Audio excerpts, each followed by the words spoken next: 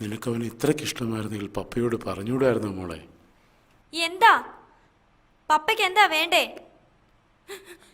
എനിക്ക് അവനെ ഇഷ്ടമായിരുന്നെങ്കിൽ പപ്പ സമ്മതിക്കുമായിരുന്നു. എന്താ സംശയം? എൻ്റെ മോളുടെ സന്തോഷമാണ് ഈ പപ്പയ്ക്ക് വലുത്. നിന്റെ സന്തോഷമാണ് എനിക്ക് എല്ലാത്തിലും വലുത്.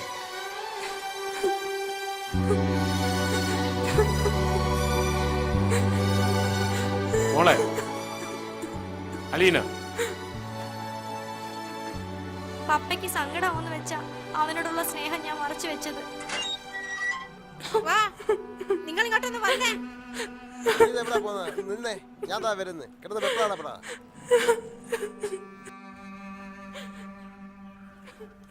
ആരാ മനസ്സിലായില്ല? രാഹുലിന്റെ അച്ഛനും അമ്മയുവാ. അലീനെ ഒന്ന് കാണാൻ വന്നതാ. കേറിയിരിക്കും. തന്റെ മോളെ ഇങ്ങോട്ട് ഇറക്കി വിട്. പതുക്കെ സംസാരിക്കും. എന്തിനാ കിടന്ന് ബഹളം വെക്കുന്നത്? ഒരു അബദ്ധം പറ്റിയതാ. ഞാൻ നിങ്ങളോട് ക്ഷമ ചോദിക്കാം. എന്റെ മോളോട് നിങ്ങളൊന്ന് ക്ഷമിക്കും.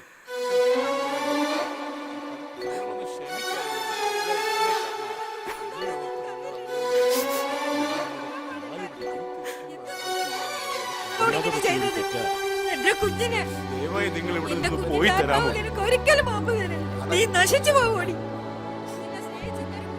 ഞാൻ കാരണം ആരും ഇനി വിഷമിക്കരുത്. ഞാൻ ഇനി ആർക്കും ഒരു ശല്യമാകില്ല.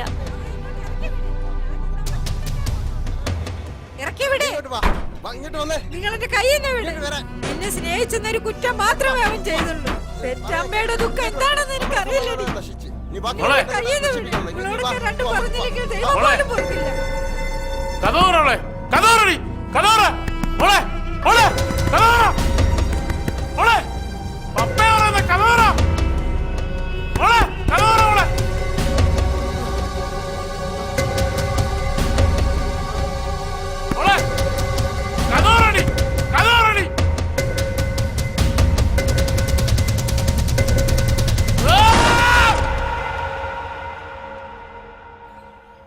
ഞാൻ അവളെ എന്റെ കൂടെ കൊണ്ടുപോയിക്കോട്ടെ പപ്പ? എന്റെ കൂടെ ആവുമ്പോ അവിടുത്തെ കുട്ടികളുമൊക്കെയായി അവൾക്ക് നല്ല മാറ്റം ഉണ്ടാവും. എന്റെ ഒരു കണ്ണ് അവളുടെ മേൽ എപ്പോഴും ഉണ്ടാവുകയും ചെയ്യും. ഞാൻ എന്ത് പറയാനാ? എല്ലാം എൻ്റെ തെറ്റല്ലേ? അവൾക്കൊരു മാറ്റം ഉണ്ടാവാൻ വേണ്ടിയാ. എനിക്കറിയാം. പക്ഷേ അവളെ പിരിഞ്ഞ് ഞാൻ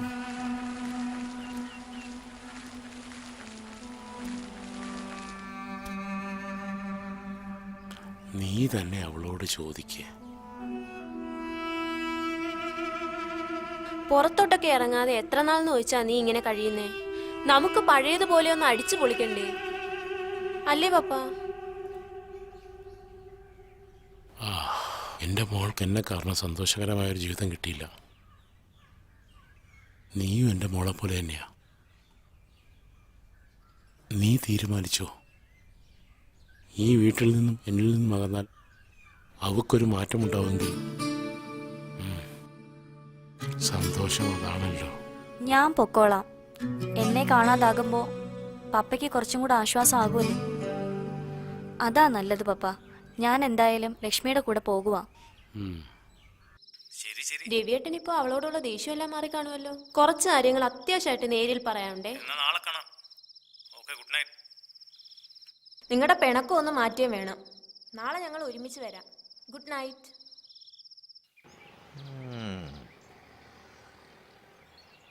ആഹാ വരുന്നുണ്ട്. കാണുന്നില്ലല്ലോ. ഞാൻ അപ്പോഴേ പറഞ്ഞതല്ലേ. നീ ഇങ്ങനെ വെപ്രാളം പിടിച്ച് എന്നെയും കൂടി ടെൻഷൻ ആക്കാതെ ഒന്ന് വെയിറ്റ് ചെയ്യ്. എനിക്കിനി വെയിറ്റ് ചെയ്യാൻ വയ്യ. സമയമായി, ഞാൻ പോവാ. ബൈ. അലീന നിക്ക്, രവിയേട്ടൻ ഇപ്പൊ വരും. എക്സ്ക്യൂസ് മീ, എനിക്ക് കുട്ടിയോടൊരു കാര്യം പറയാനുണ്ടായിരുന്നു. കുട്ടി മനസ്സ് വെച്ചാൽ നടക്കുന്ന ഒരു കാര്യമാണ്. ഗുണമല്ലാതെ ദോഷമൊന്നും സംഭവിക്കില്ല. ഒന്ന് സഹകരിച്ചൂടെ? നാളത്തെ പൗർണമി വെറും 30 രൂപ. ഇന്നത്തെ അക്ഷയ ഏത് വേണമെങ്കിലും എടുക്കാം. ഏതെടുത്താലും 30 രൂപ. അടിച്ചു കഴിഞ്ഞാൽ 65 ലക്ഷം ഒന്നാം സമ്മാനം. ഒന്നെടുക്കല്ലേ? നടന്നവര് കടന്നവര് കാശുമായിട്ട് ആർക്കെങ്കിലും വരെ ആരാണോ ഭാഗ്യവൻ ആരാണോ ഭാഗ്യവതി 30 രൂപ. ഒരെണ്ണത്തിന് 30 രൂപ, രണ്ടെണ്ണത്തിന് 60 രൂപ. സുന്ദരിമായ ഈ കുട്ടികൾക്ക് 65 ലക്ഷം രൂപ അടിക്കാൻ പോവുകയാണ്. നീ നിർത്തിയില്ലേ? ആരാത്? ഇപ്പോഴെങ്കിലും ഒന്ന് വന്നല്ലോ. സാറൊന്ന് നിന്നേ. ഞാൻ പറ്റിക്കാനും വെട്ടിക്കാനും നടക്കുന്നവനല്ല, മാന്യമായിട്ടൊരു തൊഴിൽ ചെയ്ത് ജീവിക്കുന്നവനാ. രവിയേട്ട ഇങ്ങ് വന്നേ. രവിയേട്ട ഇത് എവിടെയായിരുന്നു? ചെല്ല് ചെല്ല്. ഇന്നത്തെ പൗർണമി, നാളത്തെ അക്ഷയ, മറ്റന്നാളത്തെ ധനശ്രീ. ആ പ്രേമിച്ചോളൂ പ്രേമിച്ചോളൂ പ്രേമിച്ചോളൂ. നാളെയാണ് നറുക്കെടുപ്പ്, നാളെയാണ് നറുക്കെടുപ്പ്. ആരാണാ ഭാഗ്യവാൻ, ആരാണാ ഭാഗ്യവതി? കടന്നു വരൂ. ആരാണാവോ ഭാഗ്യവാൻ, ആരാണാവോ കടന്നു വരൂ. ഇന്നത്തെ ഭാഗ്യവാൻ ആരാണ്, നാളത്തെ ഭാഗ്യവാൻ ആരാണ്? രാഹുലിന്റെ മരണം അവളെ വല്ലാതെ തകർത്തു കളഞ്ഞു. കുറച്ച് വർഷങ്ങൾക്ക് ശേഷമാണ് ഞാൻ അവളെ വീണ്ടും കണ്ടുമുട്ടിയത്. ഞാൻ പറഞ്ഞിട്ടാ അച്ഛൻ അവളുടെ ചികിത്സ ഏറ്റെടുത്തത്. നീ പറഞ്ഞല്ല എനിക്ക് മനസ്സിലായി. എൻ്റെ കൂടെ വന്നതിന് ശേഷവും അവൾ ഒരുപാട് തവണ ആത്മഹത്യക്ക് ശ്രമിച്ചിട്ടുണ്ട്. ആത്മഹത്യാ പ്രവണതയും ഡിപ്രഷനും എന്നെക്കാളും മറ്റാർക്കാ ലക്ഷ്മി അറിയാവുന്നു.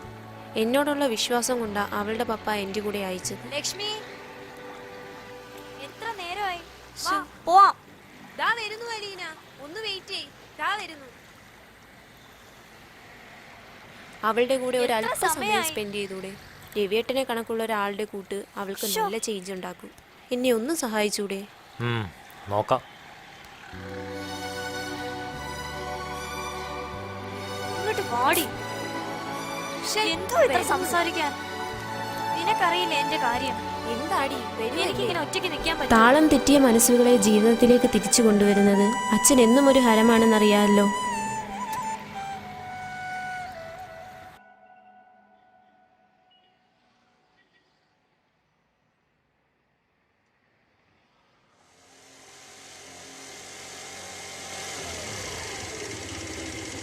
ലക്ഷ്മി വരാൻ പറഞ്ഞു. എവിടെ ഡ്രോപ്പ് ചെയ്യും? അവളെന്തേ ലക്ഷ്മി?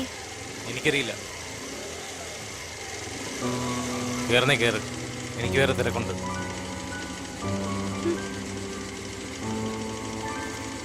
പിടിച്ചിരുന്നു.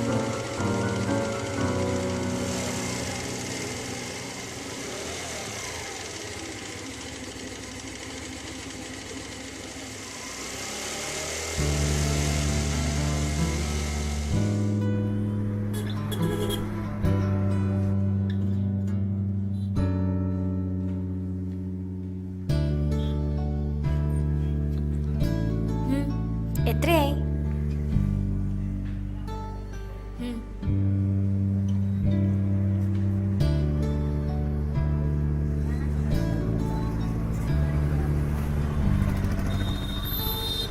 സോറി, ഞാൻ ചിന്നുവിന്റെ ബർത്ത്ഡേയാ.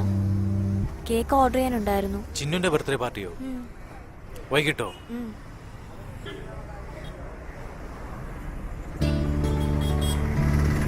സോറി, എന്നോട് ലക്ഷ്മി പറഞ്ഞപ്പോഴാണ് തന്റെ കാര്യങ്ങൾ അറിയുന്നത്.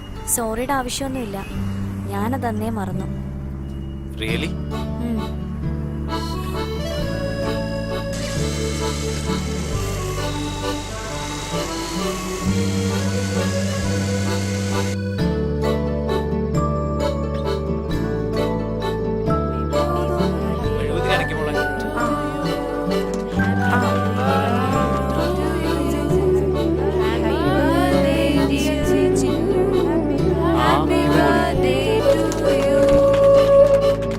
ബൈ രവിയേട്ടാ. ബൈ. ഞാൻ പറഞ്ഞ കാര്യം Good മറക്കല്ലേ. night. നാളെ കാണാം. ഞാൻ വിചാരിച്ച പോലെയല്ല. He's very nice. വാട്ട്? എന്ത് പറ്റി? എന്താ ഒരു മാറ്റം? വാ വാ വാ പൂവാടി.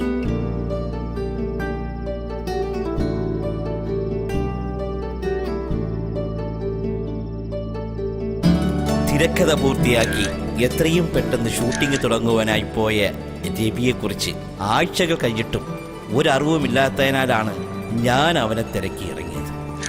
വളരെ വ്യത്യസ്തനായ ഒരു രവിയാണ് എനിക്കവിടെ കാണാൻ കഴിഞ്ഞത്. എന്തൊക്കെയോ മാറ്റങ്ങൾ വന്നതുപോലെ, സിനിമയിലുള്ള ആവേശമെല്ലാം ഒന്ന് തണുത്തതുപോലെ. പണിയാകോ എൻ്റെ കർത്താവേ.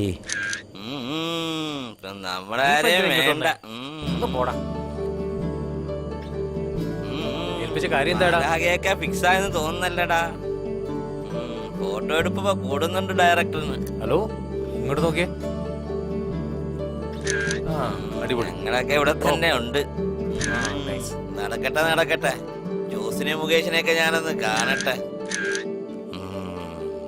ഓക്കെ. ഒക്കെ ശരിയാക്കി തരാം. സിനിമയിലെ പാട്ടിന്റെ റെക്കോർഡിങ്ങിന് പോലും രവിയെ കാണാതായതോടുകൂടി ജോസ് എന്റെ മണ്ടയ്ക്ക് കയറാൻ തുടങ്ങി. ഞാൻ എന്ത് ചെയ്യാന്? അവൻ മറ്റൊരു ലോകത്തായിരുന്നു.